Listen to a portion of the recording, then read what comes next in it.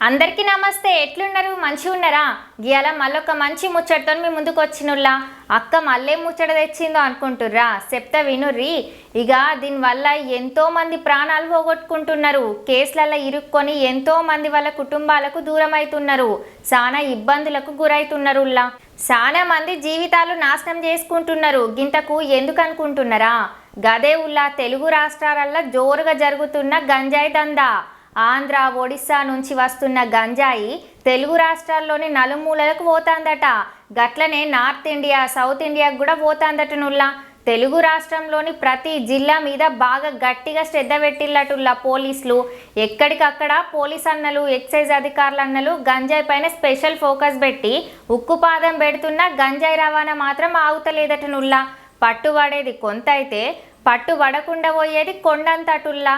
పెద్ద పెద్ద పోలీస్ ఆఫీసర్లు గట్లనే ఎక్సైజ్ అధికారులు ఎంత ప్రయత్నించినా గంజాయి అక్రమాల రవాణాకి అడ్డుకుంటా వేయలేకపోతున్నారటుల్లా. ఎప్పటికప్పుడు రూట్ మారుస్తూ చేరాల్సిన చోటు గంజాయి చేరుతూనే ఉంటుందట.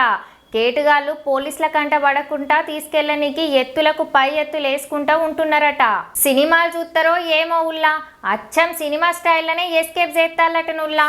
చాలా రిస్క్ ఉన్నా సరే లాభం ఎక్కువ ఉండట్లనేమో మరి గిదే వ్యాపారం చేస్తాలట. చాలా మంది కార్డిక్కిలు వేసుకొని అక్రమాలు చేస్తున్న కేటుగాళ్ళని అరెస్ట్ చేస్తాలట పోలీస్ అన్నలు. వారి నుండి 86 కేజీల గంజాయిని స్వాధీనం చేసుకున్నారటనుల్లా పోలీసులు. ఇక గంజాయి ఒక్కటే కాదుల్లా, హ్యాష్ ఆయిల్ కూడా అమ్ముతున్నారట. వేరే దేశం నుంచి తెచ్చి మరి దాని ఖరీదు కూడా కొన్ని కోట్లల్లున్నదట.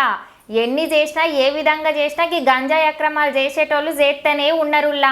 కానీ దీనివల్ల ఎంతమంది చచ్చిపోతాళ్ళు, ఎంతమంది జీవితాలు నాశనం అవుతాయని ఎవ్వరు ఆలోచిస్తలేరుల్లా. ఇక తెలుగు రాష్ట్రంలో పోలీసులు గట్టిగానే నిఘా పెట్టిల్లటనుల్లా.